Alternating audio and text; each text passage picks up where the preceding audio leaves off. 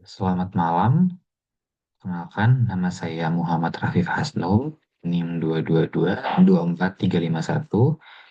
Pada kesempatan kali ini, saya akan menjelaskan terkait soal nomor 13 dari ujian tengah semester.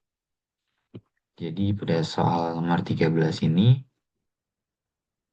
kami diminta untuk merancang sebuah rencana aksi komprehensif untuk mencapai target 2030 dari narasi yang telah diberikan sebelumnya, yaitu narasi transisi energi sistem kelistrikan Jawa Bali 2025 sampai dengan 2030 beserta data-data yang telah diberikan. Jadi pada subsoal A, itu kami diminta untuk menampilkan sebuah ringkasan eksekutif dari rencana yang disusun. Eh, ini harus untuk menampilkan ini kita harus bisa untuk menghitung baseline 2024 versus target 2030 secara kuantitatifnya, yang mana kita harus mencari angka-angka seperti kapasitas target, kapasitas EBT target, lalu alokasi EBT yang dibutuhkan, decommissioning dari PLTU jika diperlukan dan sebagainya. Kemudian kita diminta juga untuk menentukan tiga pilar strategi yang yang dapat menjadi fondasi dari rencana yang telah kita bangun beserta justifikasinya. Lalu kami diminta untuk menjelaskan hal yang kritikal yang harus segera dimulai pada tahun 2025 untuk mencapai target yang disusun, lalu menjelaskan kondisi boundary yang harus dipenuhi.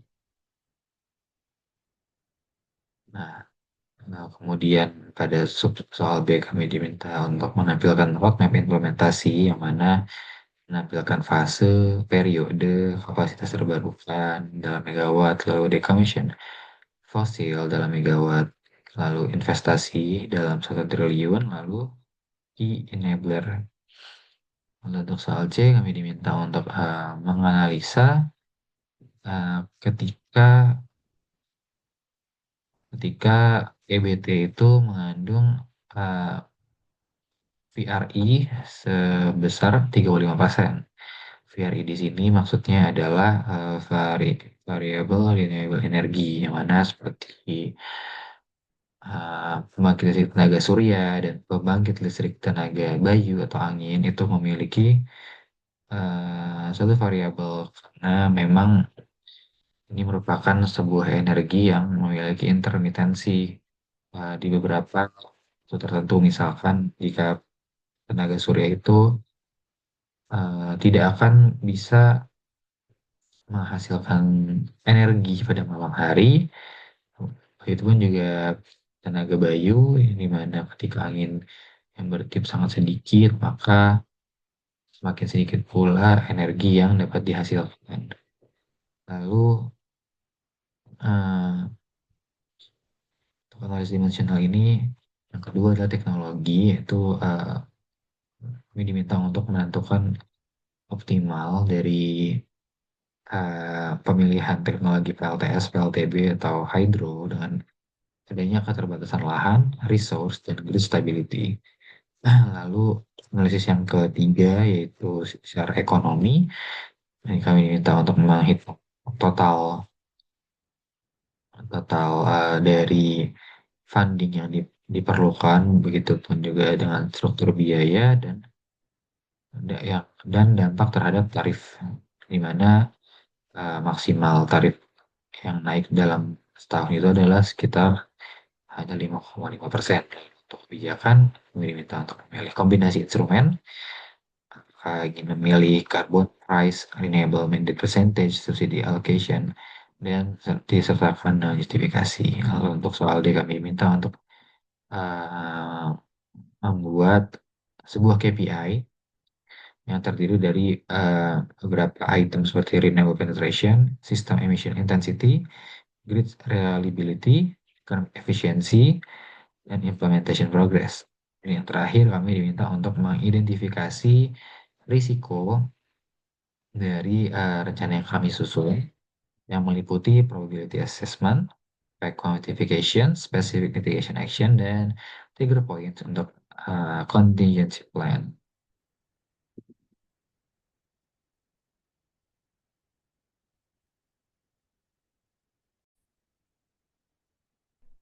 Nah, baik, mari kita ini untuk yang pertama, yaitu ini diminta untuk menampilkan ringkasan eksekutif dari rencana yang kami susun. Tapi pertama kita harus bisa menentukan rencana kita secara kuantitatif, di mana pada soal ini em, kami harus bisa menghitung secara kuantitatif dari rencana yang kami pilih.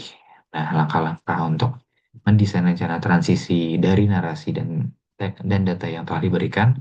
Yang pertama, kita perlu untuk menentukan baseline dari sistem existing. Nah, bagaimana untuk menentukan baseline dari sistem existing? Em, nah, ini adalah perhitungan yang telah kami lakukan, mana pada data kita diberikan data bahwa baseline total pada tahun 2024 sebesar 48.500 megawatt. Dan di step juga bahwa eh, besaran EBT pada tahun 2024 adalah 14%. Untuk menentukan kapasitas EBT pada tahun 2024 yaitu adalah 14% dikali dengan besaran selain total, mana kapasitas EBT pada tahun 2024 adalah sebesar 6.790 megawatt. Nah, untuk selebihnya yaitu berarti kan fosil ya selain EBT itu adalah sisanya dengan mengurangi baseline total dikurangi dengan kapasitas EBT baseline. Kemudian kita harus bisa menentukan kira-kira berapa kapasitas baseline yang kapasitas dari listrik dan listrik di tahun 2030. Nah, kita diberikan data bahwa pertumbuhan permintaan diprediksi sebesar 5,2% per tahun dan beban puncak pada tahun 2024 itu adalah sebesar 29.200 megawatt. Nah, untuk reserve margin target, ini adalah suatu aturan yang mana yang ada di peraturan di IEA bahwa dalam penyediaan listrik kita harus men-spare reserve kita terhadap kebutuhan kita. Jadi kalau di aturan itu hanya sekitar 20% paling kecil itu adalah batas minimum dari reserve margin sampai dengan 35% gitu. Tapi kita coba ambil yang tidak terlalu tinggi ya, yang cukup konservatif yaitu sebesar 25%. Dan juga pada soal kita diberitahu bahwa ada 35% dari pembangkit listrik eh, tenaga batu bara yang sudah berumur lebih dari 20 tahun dan memerlukan rehabilitasi atau penggantian dalam waktu dekat. Nah, kita bisa asumsikan bahwa jika memang em, kita bisa memensiunkan seluruh PLTU tersebut pada tahun 2030, mana memang ini masuk case yang cukup optimis ya untuk decommissioning batu bara. Kalau dilihat memang di umur rata-rata pada PLTU batu bara subkritikal itu ada 20 tahun. Diasumsikan dari kapasitas PLTU batu bara subkritikal 35%-nya akan dipensiunkan. Maka ada sekitar 6.475 megawatt yang akan kita hilangkan. Nah, lalu untuk menghitung beban puncak pada tahun 2030, jika kita forecast, itu adalah beban puncak baseline dikali dengan penambahan jumlah permintaan, pangkat, eh, pangkat berapa lama waktunya gitu. Jadi kan jika dari tahun 2024 ke tahun 2030 itu mungkin sekitar 6 tahun, maka dapatkan hasilnya bahwa beban puncak pada tahun 2030 sebesar 39.580 megawatt. Jika memang kita tak menargetkan bahwa reserve margin target di 25% gitu ya, maka kita bisa mengalihkan beban puncak kira-kira di tahun 2030 dikalikan dengan penambahan reserve margin sebesar 25%. Jadi hasilnya adalah sekitar 49.475 megawatt. Nah,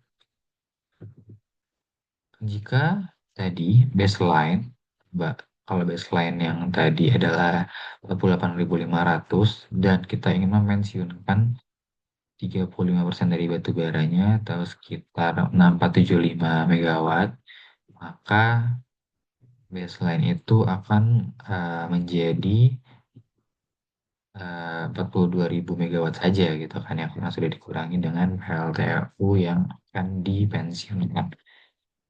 Maka dari itu kita bisa menghitung berapa kira-kira tambahan berapa kira-kira gross addition ya, tambahan kapasitas yang dibutuhkan, yaitu adalah sekitar kapasitas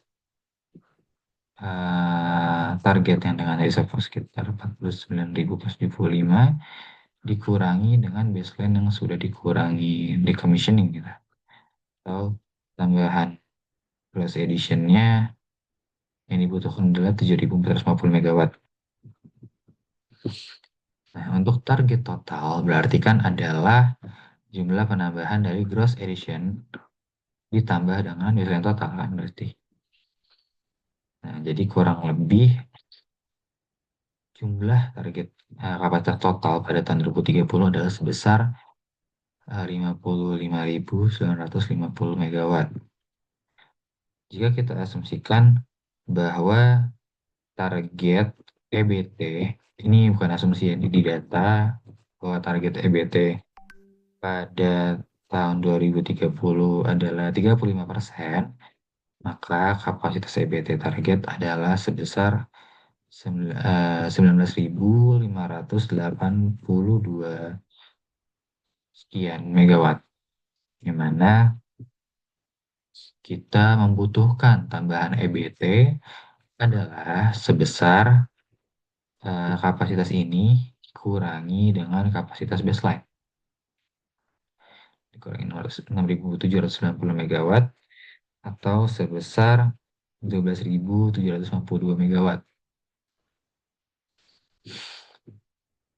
Nah, kemudian di tahapan selanjutnya, ketika kita sudah menghitung baseline dari existing, lalu kita sudah menentukan target pada 2030, maka kita bisa menentukan alokasi dari EBT kita, yaitu kita akan memilih kira-kira teknologi apa yang bisa menjadi bauran EBT pada tahun 2030 gitu.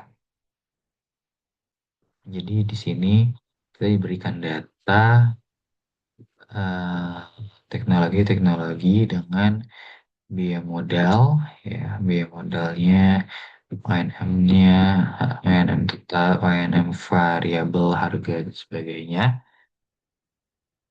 Maka kami memutuskan bahwa pada bauran EBT kami ingin menggunakan PLTS dari tenaga surya. Kenapa? Karena PLT PLTS ini adalah termasuk yang pemasangannya paling cepat ya. Cepat pembangunannya, lalu juga konsiderasi lahan dan sebagainya karena di Pulau Jawa yang sudah sangat padat ya.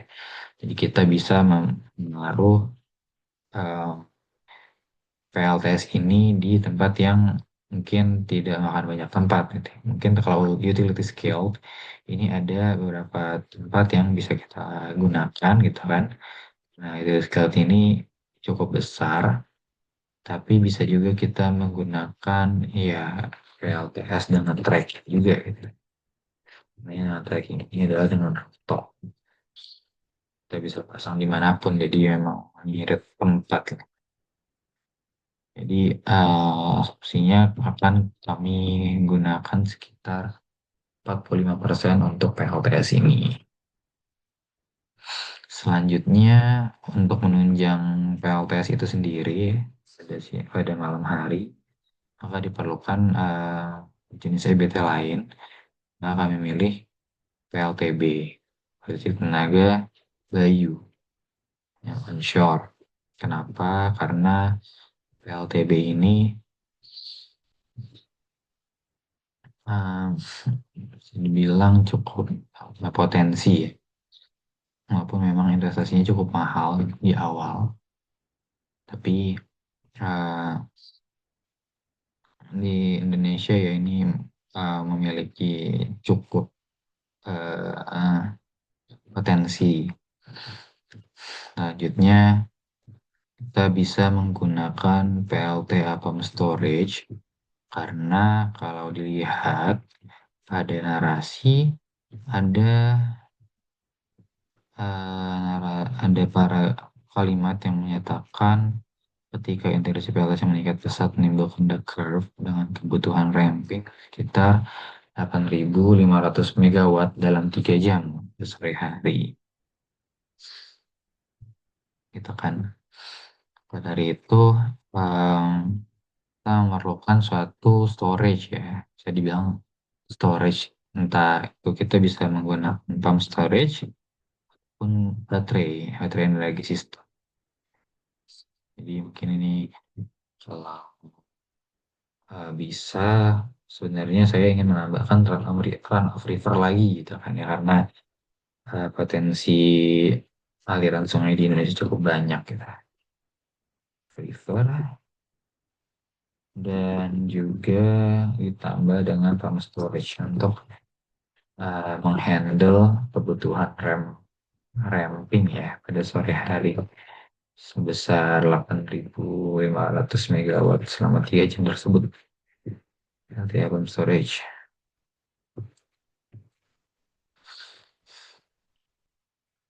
Lalu kemudian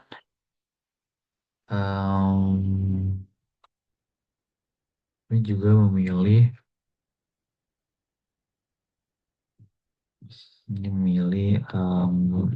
PLTP meskipun sebenarnya tidak ada di sini ya, tapi menurut kami soal ini seharusnya bisa dimodifikasi karena memang PLTP itu termasuk jenis EBT yang bisa menggantikan PLTU secara baik gitu kan, sebagai baseload.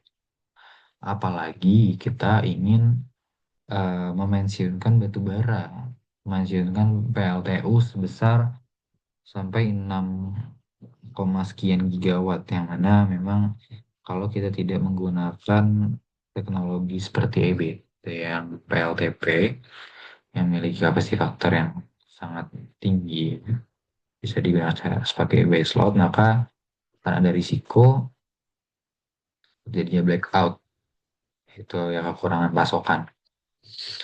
Jadi kami ingin tetap menggunakan PLTP mungkin 10% saja.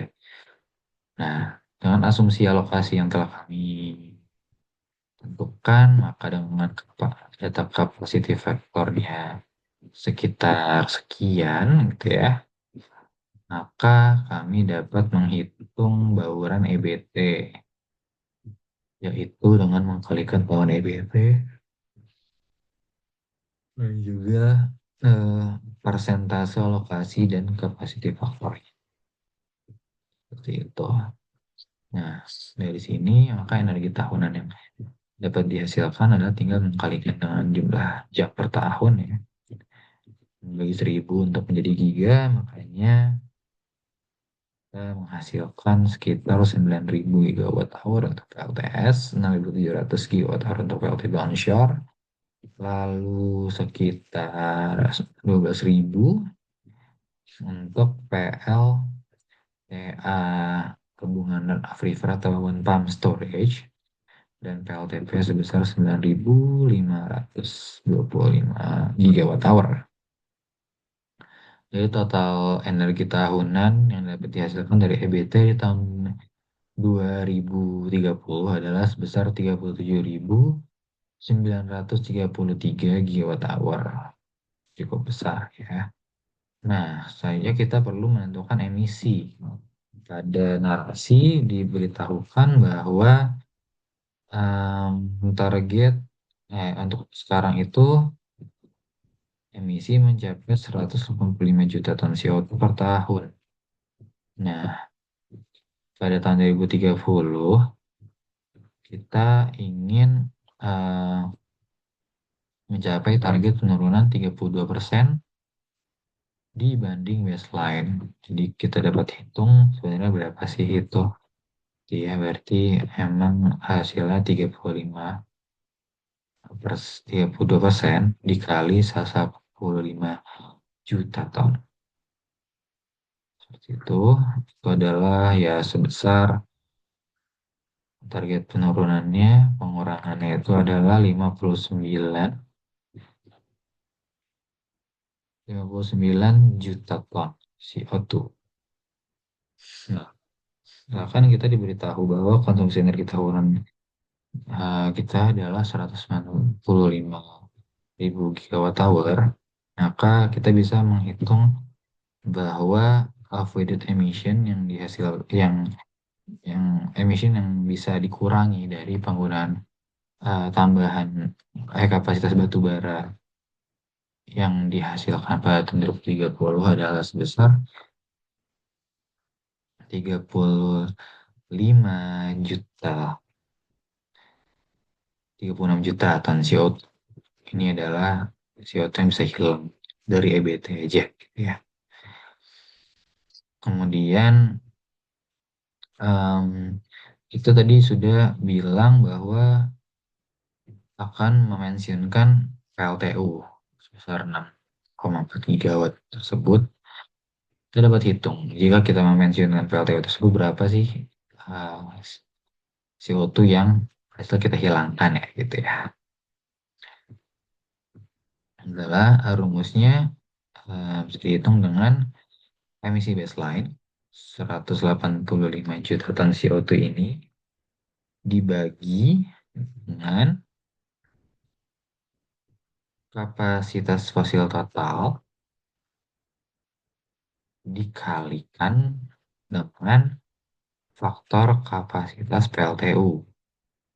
Dari mana kapasitas faktor PLTU ini itu adalah bisa ya kita cari rata-ratanya aja sih di mungkin di internet atau di buku ya. Jadi PLTU misalkan dengan unit terbesarnya misalkan sekitar 1.000 megawatt, yaitu kurang lebih faktor kapasitasnya sekitar 78%. Mungkin ya kita bisa ambil juga sih dari data yang ada ya. Kalau di data ini ada faktor beban sistem, faktor base load-nya itu 74%. Itu bisa kita pakai saja gitu ya. Misalkan ini 74%, 74%. Nah, maka dapat dihitung emisi berkurang karena pensiunnya batu itu adalah sebesar 41,9 juta ton CO2. Yang mana jika kita jumlahkan ya, itu adalah sebesar 77.000 atau 77 juta, 78 juta ton CO2 yang berhasil dikurangkan dari EBT 35% dan juga emisi yang berkurang karena kita memensiunkan 32%, 35% ya dari PLTU yang sudah berumur lebih dari 20 tahun. Seperti itu. Nah, kalau misalkan kita hitung kira-kira berapa sih jumlah investasi yang diperlukan gitu ya. Kita perlu untuk maksudnya ini adalah menghitung investasi, hitung investasinya, maka jika kita ingin punya PLTS utility scale dan track, asumsinya adalah 50%, mungkin uh, cukup fair ya. Jadi kalau di sini kan berbeda ya, capex dari PLTS dengan tracking ataupun dengan utility scale. Nah, ini bisa kita ambil rata-ratanya ya. Ambil rata-ratanya saja karena asumsi kita itu adalah perbandingannya 50%, 50%, gitu kan? Jadi kalau kita hitung, maka biaya modal yang harus dikeluarkan untuk PLTS adalah sebesar 13,25 miliar per megawatt. Bisa dikaliin aja itu kan dengan kapasitas yang kita punya dari EBT tersebut kita. Jadi ya sekitar 76 triliun untuk PLTS saja. Lalu PLTB onshore itu kan 19,5 ya. Itu bisa langsung dikalikan dengan kasihnya di sini. Maka dihasilkan 249 triliun. Lalu ada PLTA. Ini PLTA juga mungkin jika kita asumsikan 50%, 50% gitu ya. Maka biaya modalnya adalah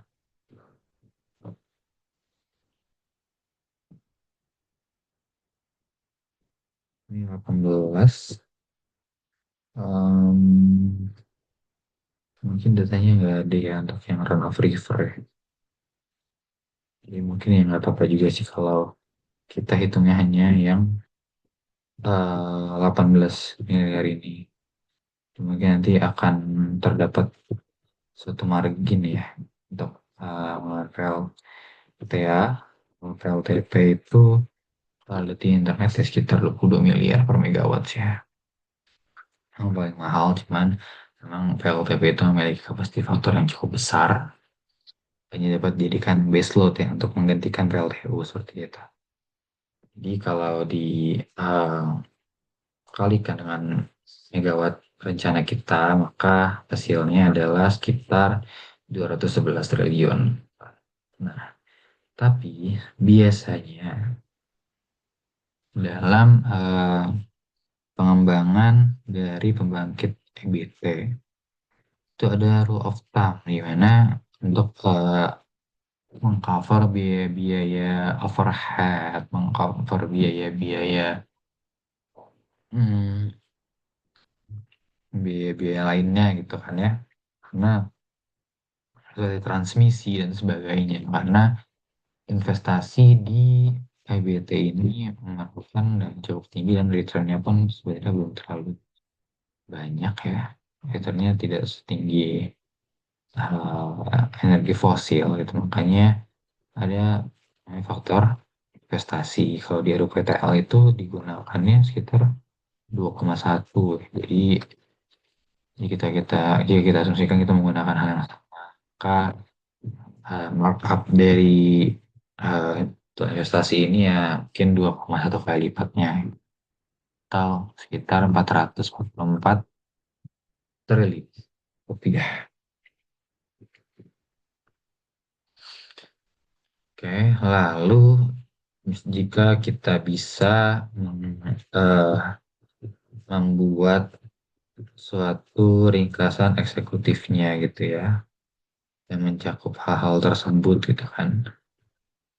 Maka bisa dilihat di sini total kapasitas terpasang adalah di baseline 48.500 megawatt, sedangkan di tahun 2030 itu sudah menjadi 55.950 megawatt. CBT-nya juga menjadi 19.500, kapasitas fosil juga berkurang gitu ya. Nah, selain di 4.179 gitu kan, sedangkan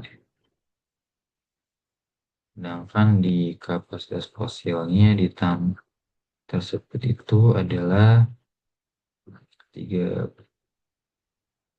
sorry,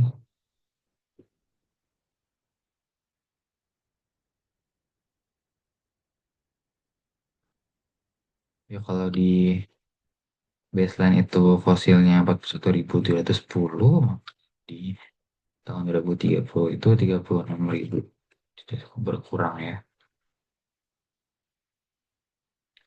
41.710 ya. Emisi juga sudah kurang jadi 104 juta, sangat melebihi dari target ya. Tapi mungkin memang untuk bisa memensiunkan PLTU sebanyak ini itu risikonya sangat tinggi gitu kan. Karena ya itu PLTU itu kan bertindak sebagai baseload ya. Nah, kalau kita ganti dengan BBT yang mungkin jenisnya VRI seperti VLTS dan VLTB, maka akan banyak risiko apakah terjadinya blackout gitu kan, kurangan supply dan sebagainya gitu.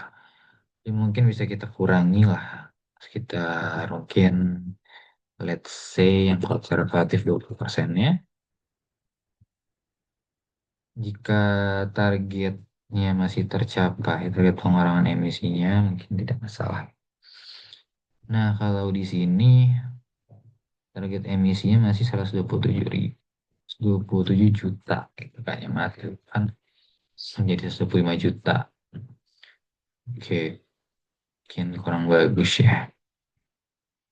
Dicoba pengurangannya adalah sebesar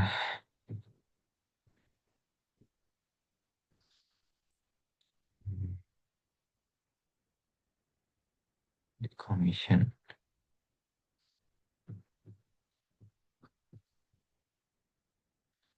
25%, mungkin 1.600 deh. Nah, sekarang emisinya jadi 120 juta ya tahun 2030 ya. Oke lah, good point. Dan investasinya pun jadi turun ya. Ya hanya 422 juta. Oke. Nah, jadi kalau kita bisa jadikan ringkasan eksekutif sebagai berikut deh. Lalu untuk pilar strateginya kita perlu untuk mengoptimalkan transisi secara bertahap gitu kan, dengan menjalankan rencana PLTU, dan juga ya mungkin ini kita bisa ubah jadikan jadi 30% aja ya. Itu adalah sebesar 4.625.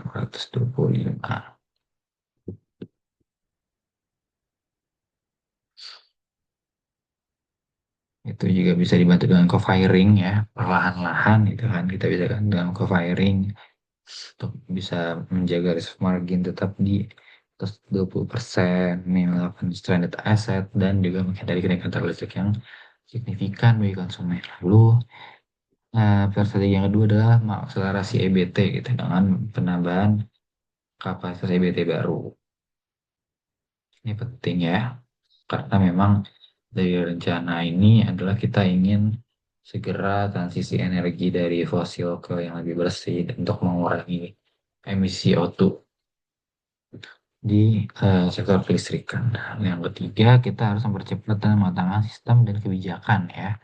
Kebijakan ini dalam eh, sektor kelistrikan itu sangat penting karena kalau bisa dilihat ya, teknologi yang ada saat ini itu harganya masih cukup mahal.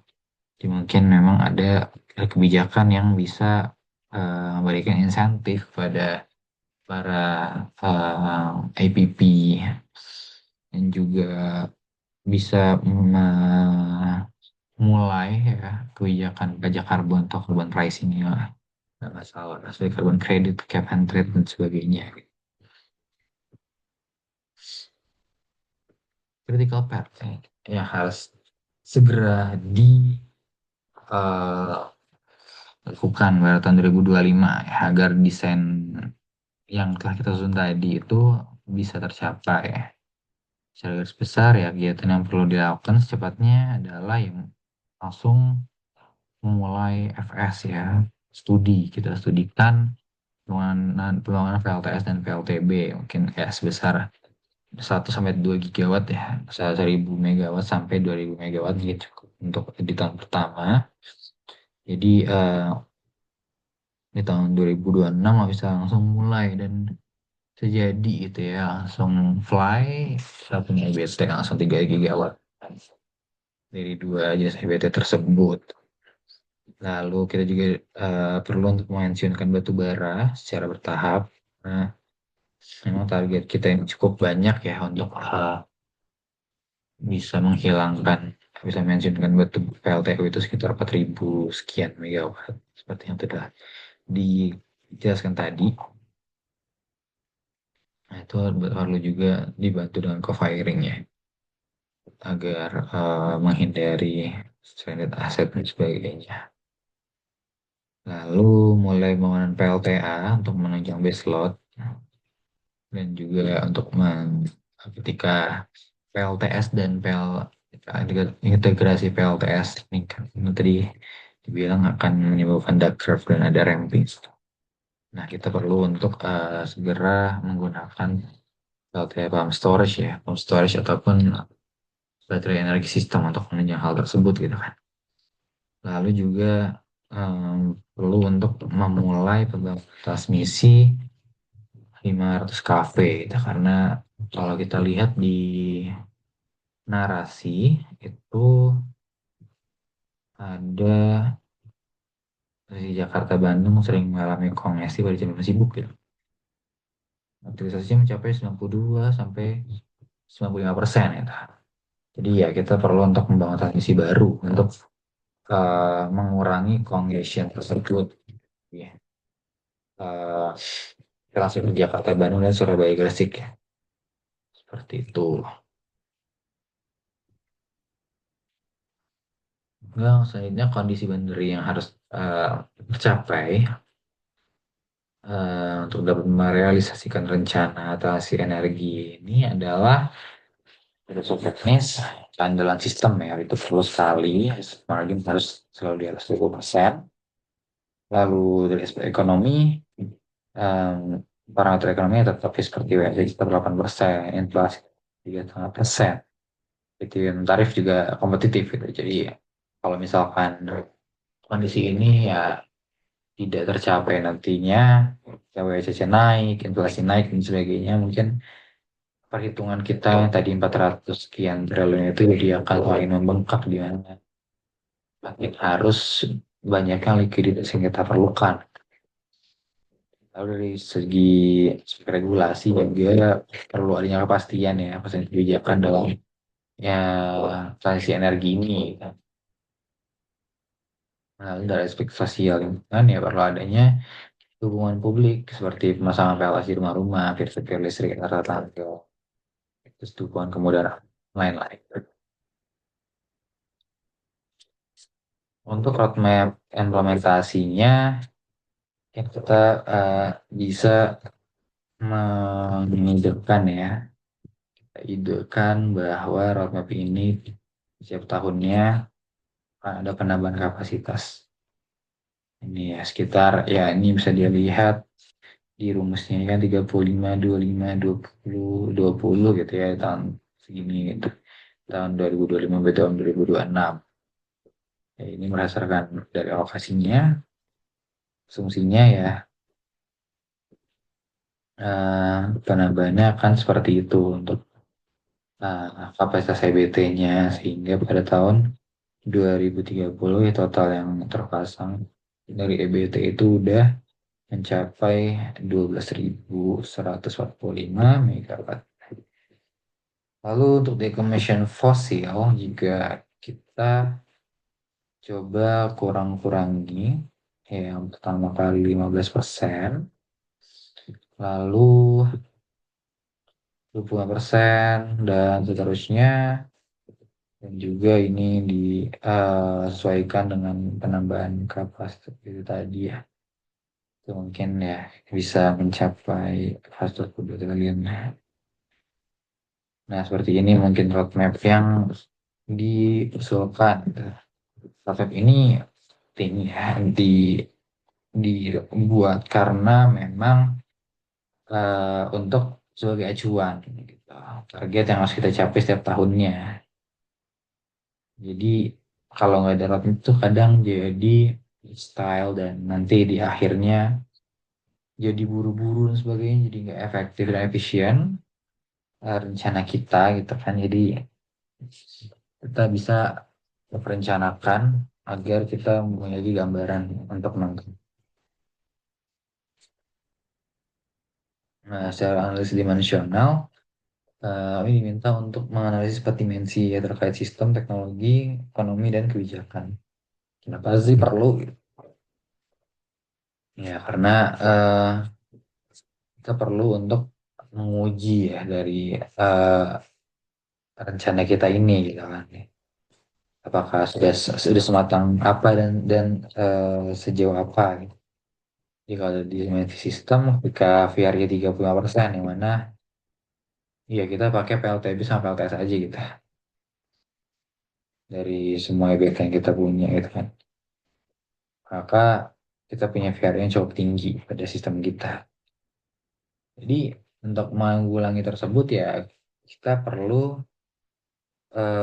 untuk menggunakan baterai ataupun dalam storage karena untuk bisa menanggulangi tadi kan ada ramping lah di sore hari, lalu jika intermitensinya benar-benar kacau ya gitu sehingga tidak ada energi yang dihasilkan yang dihasilkan sedikit dari PLTS dan PLTB, masih ada simpanan energi dari baterai maupun pumped storage. Lalu dari dimensi teknologi ya kita perlu untuk menentukan berapa persen ya yang optimum gitu dari gabungan PLTS, PLTB, dan hydro. Lalu itu harus dipikirkan ya terhadap uh, adanya lahan, resource, dan grid stability. Lalu dari dimensi ekonomi, setelah sistem yang berhasil diuji secara sistem akan diuji terkait investasi total kenaikan listrik ya. Jadi dari investasi tadi, kalau misalkan kita hitung-hitung-hitung, kira-kira nanti di konsumen akan bisa berdampak sejauh apa gitu. Nah, itu kan kalau di Solo kita diminta untuk di bawah 5,5% dalam tahun. Dimensi kebijakan, setelah sistemnya jadi, teknologinya juga kayaknya oh masih oke nih, gitu kan masih bisa um, mengcover rentanan. Maka untuk semuanya itu fly kita perlu kebijakan ya untuk agar membantu rencana kita dapat tersusun gitu. Nah, ini diminta untuk kita milih apa dan kenapa seperti itu. Nah, dari dimensi sistem, kita bisa menghitung kebutuhan reserve ya dengan 35% VRI. Nah, misalkan 35% VRI, maka porsi VRI-nya adalah 68.250 gigawatt hour per tahun. Jadi, untuk peak load pada tahun 2030 yaitu adalah sebesar jika tanpa riset margin ya adalah 39.580 megawatt. Asumsi kita asumsikan kontingensi adalah 4% dari peak load ya. Maka kita butuh 1.583 megawatt dan karena VRI 30%, maka eh, asumsi variability-nya adalah 6% ya. Maka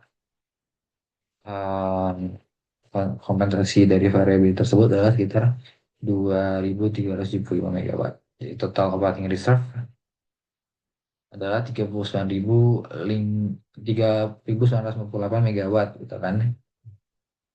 Nah, kita punya reserve margin cukup besar ya. Jadi sekitar 9.895 megawatt, di mana dari operating reserve tersebut masih tercover ya. Tercover dari reserve margin yang telah kita rencanakan sebelumnya. Nah, jadi uh, um, selanjutnya pada sistem dikatakan kebutuhan ramping tadi kan ada 3 jam ya. Jadi kalau misalkan kita cari itu adalah sekitar 25.500 megawatt hour per kejadian puncak.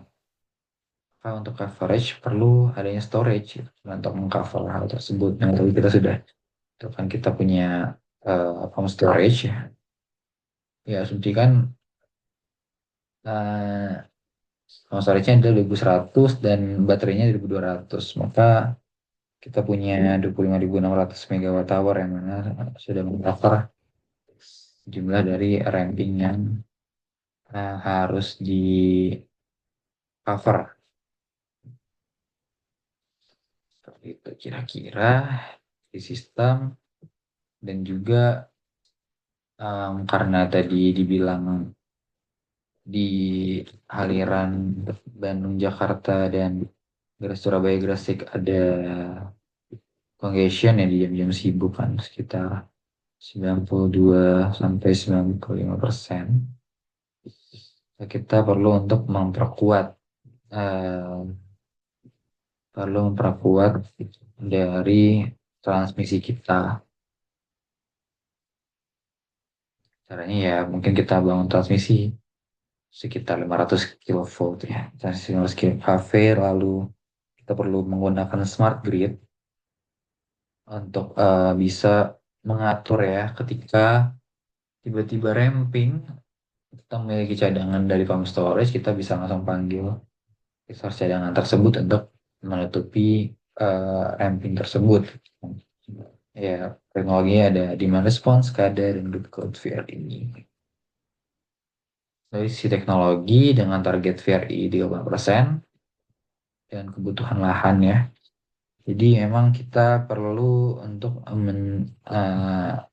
apakah rencana kita itu bisa memadai gitu ya dengan kondisi keterbatasan lahan. Jadi karena kita memiliki rencananya PLTS itu paling banyak dan itu kan bisa di rooftop ya. Jadi mungkin itu sudah satu pilihan yang baik. Lalu onshore ini penting juga karena akan untuk digunakan membackup energi di malam hari ya, karena PLTS tidak menghasilkan energi di malam hari. Jadi kita perlu menempatkan PLTB tersebut mungkin di sekitar pesisir pantai ya. Dan pesisir pantai itu anginnya cukup keras, cukup cukup kencang dan mungkin lahan di sana masih cukup banyak gitu. Lalu juga hydro untuk run of river dan dam storage itu kan memang kendalanya ya di aliran sungai ya, dan pump storage itu sangat bergantung pada perbedaan ketinggian. Tapi mungkin masih masih bisa dengan banyaknya aliran sungai di Pulau Jawa dan Bali. Lalu LTP juga dari tiga ini kan nggak dibandingkan, tapi saya masih tetap ingin membandingkan PLTP karena PLTP ini sangat penting ya untuk bisa mengcover base load yang hilang dari decommission PLTU. Lalu dari dimensi ekonomi, kita bisa menghitung kalau misalkan tadi investasi kita sekitar 122 miliar, gitu kan? Kita perlu menghitung annuity faktornya dulu. Annuity faktor, annuity faktor dari investasi ini gimana?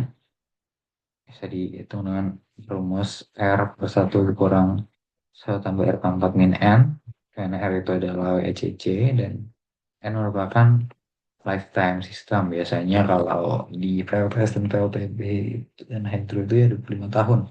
Untuk lifetime-nya maka bisa dikatakan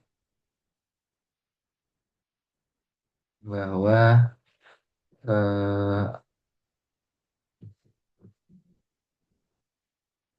annualized capex kita itu adalah sebesar 39.500 miliar atau 39 triliun ya. Nah, bagaimana dengan penambahan tarif? Ini rumusnya kita bisa langsung saja bagikan annualized capex dibagi dengan konsumsi energi tahunannya. Jadi sekitar 202 kilowatt hour. Dengan BP baseline dari data adalah 1.380 kWh, maka tarif barunya adalah 1.582. Ya, dan kalau dihitung kenaikan tarifnya ya sekitar 15%. Seperti itu. Padahal target kita maksimal tidak boleh lebih dari 5,5% per tahun gitu kan ya. Agak sulit gitu kan karena memang eh, investasi yang diperlukan cukup banyak. Maka dari itu diperlukan bantuan ya dari pemerintah, baik itu secara subsidi atau bisa memberikan grant untuk capex, bisa 2%, 3% dan sebagainya. Jadi dibantu untuk biaya investasi yang dikeluarkan dan juga kita bisa mengimplementasikan carbon pricing.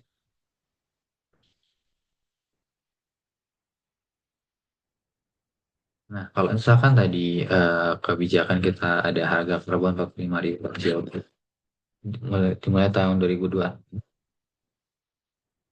maka akan didapatkan revenue dari karbon saja itu sebesar 1,62 triliun. Ini bisa digunakan untuk konsumsi investasi ya. Walaupun hanya sekitar 4% per tahunnya. Ya, mungkin itu bisa menurunkan harga listriknya di bawah 10%. Oke. Dan juga ya tadi saya bilang adalah perlunya grant juga dari pemerintah, mungkin sekitar 10-20% dari total investasi. Nah, selanjutnya kita diminta untuk bisa membuat KPI. Nah, KPI sini kenapa perlu ya? Karena digunakan untuk menerjemahkan strategi jangka panjang ke dalam sasaran operasional yang bisa diukur, dipantau, dan dievaluasi secara berkelanjutan. Nah, yang diminta adalah renewable penetration dan juga sistem emission intensity, grid reliability, economic efficiency, dan implementation progress. Jadi kalau dilihat pada KPI yang telah dibuat,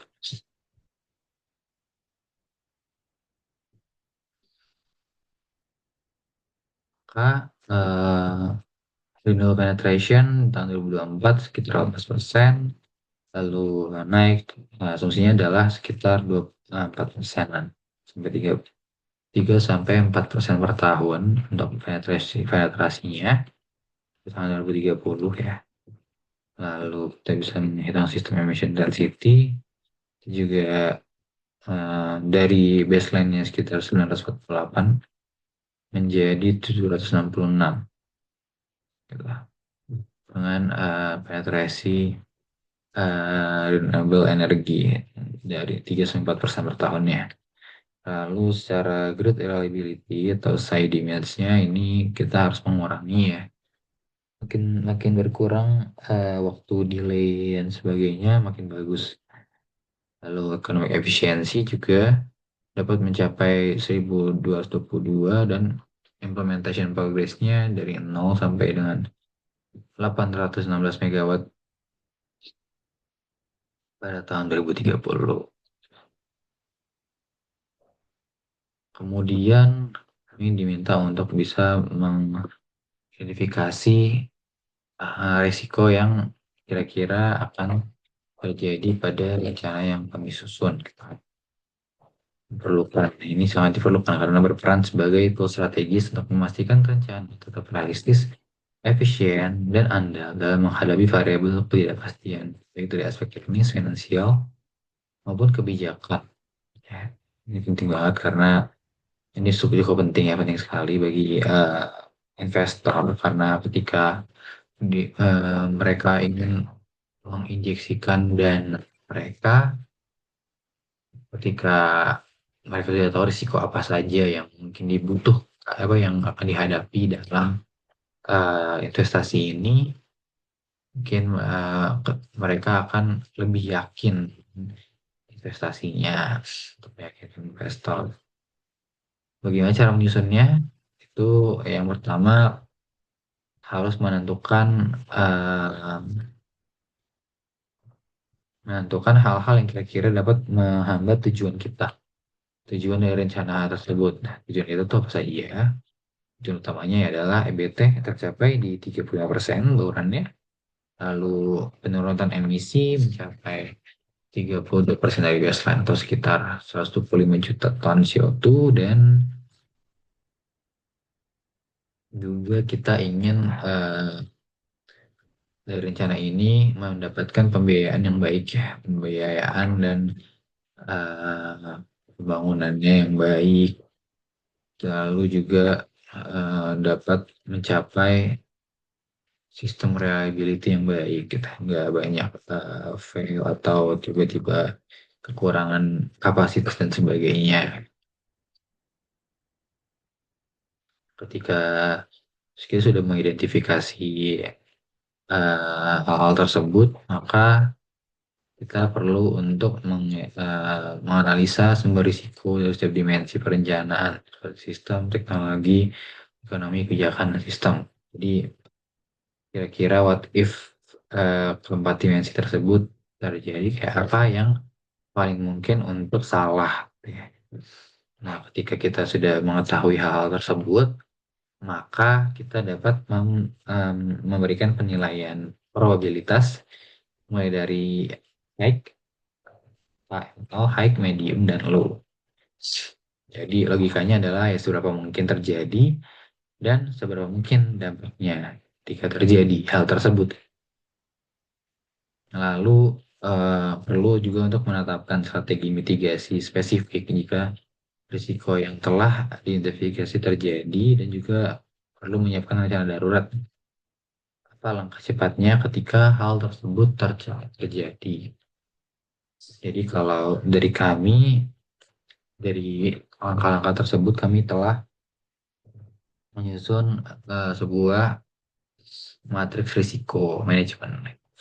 Jadi dari risk description yang pertama adalah keterlambatan proyek akibat adanya lambatnya perizinan dan rantai pasok ya, yang menghambat pembangunan proyek PLTS dan PLTB gitu. Ini seberapa mungkin terjadi? Menurut kami ini sangat mungkin terjadi. Makanya nilainya adalah high ya, high. Kenapa? Karena dalam energi terbarukan ini harus memerlukan lahan yang banyak gitu kan. Dan juga bahan baku yang ada di negara ini masih terbatas sehingga kita perlu untuk mengimpor dari luar, dan pasti juga kena TKDN sebagainya gitu. Itu adalah hal yang sangat mungkin terjadi. Lalu impact-nya tuh apa sih kira-kira ketika hal terjadi? maka ya akan adanya delay, itu akan delay dari proyek tersebut. Risikonya ya bisa kehilangan 1000 megawatt kapasitas EBT gitu. Karena setiap waktu yang berjalan dan roadmap yang telah kita susun itu, maka ketika terlambat sekitar setahun, maka hilang 1000 megawatt. Jadi akan makin mundur, mundur, mundur. Dan juga ya karena lambatnya pengimplementasian EBT, maka emisi CO2 ya akan terus tetap naik. Spesifikasi aksi mitigasi yaitu perlunya eh, penyederhanaan dan simplifikasi dari licensing atau izin dari SDM, LHK, lalu juga pelonggaran PKDN dan sebagainya. Trigger poinnya adalah realisasi proyek kurang dari 50% target tahunan, maka perlu untuk mengaktifkan eh, skema impor darurat komponen-komponen yang dibutuhkan dalam pembangunan PLTB. Risiko yang kedua adalah keterbatasan kapasitas jaringan, transmisi, dan interkoneksi saat penetrasi PLTS meningkat. Ini sangat cukup mungkin terjadi ya karena kebanyakan sumber energi terbarukan kan terletak di Jawa. Dan kan dia terletak di Jawa ya kayak mostly matahari itu tinggi di Sumatera atau di NTT sebagainya gitu. Sedangkan demand-nya itu ya di Pulau Jawa yang paling banyak ya karena paling banyak penduduknya dan ekonomi di Pulau Jawa berjalan lebih cepat dibandingkan di pulau lain.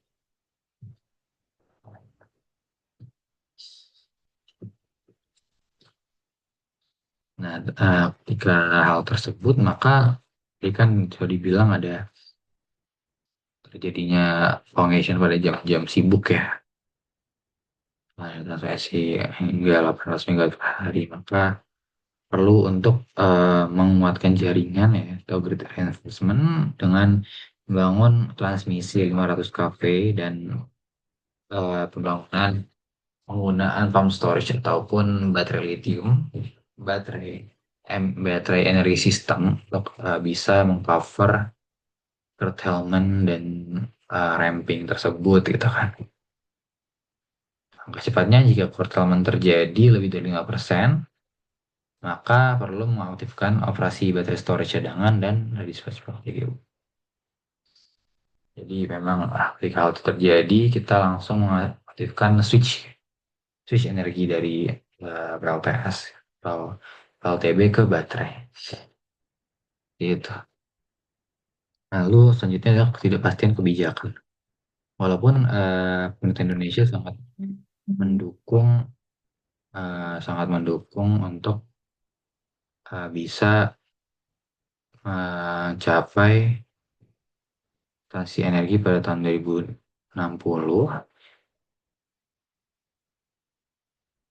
namun tetap saja itu masih menjadi ketidakpastian uh,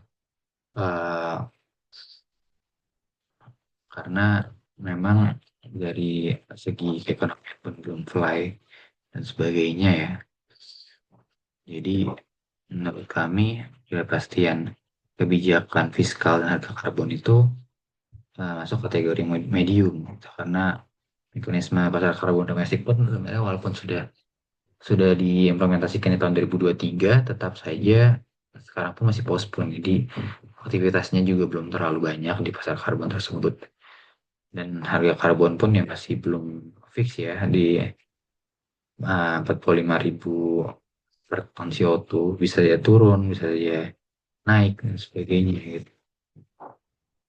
Jadi eh, specific mitigation action-nya adalah melakukan hedging policy dengan skema shadow carbon price untuk semua proyek baru. Dan juga perlu untuk mengkoordinasikan dengan PLN, SDM, Kemenko, carbon food price. Jadi ini perlu carbon food price. Jadi memang perlu kontribusi dari berbagai institusi yang terkait ya. Langkah cepatnya ketika ada ketidakpastian kebijakan, maka perlu untuk aktifkan penyesuaian tarif maksimal.